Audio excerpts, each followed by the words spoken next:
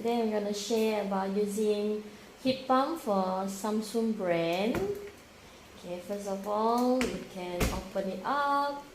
If you want to dry our shoes, they also have a dry rack for us to put our shoes inside.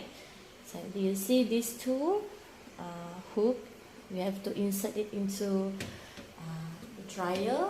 We put it in the two hole.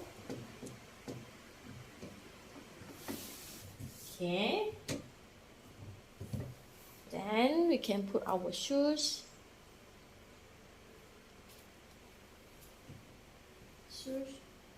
on it, close it up. Okay, now it's the time that we turn it on. Okay, for this mix load is especially for the clothes that are mixed with cotton or any other things that we put inside. So for the shoes, we are going to use time dry. Okay, time dry, and then we also have can set for the time. We go to this time setting.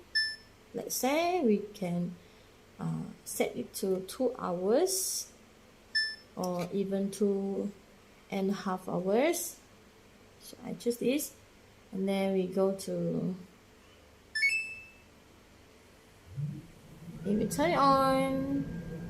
That's all for today.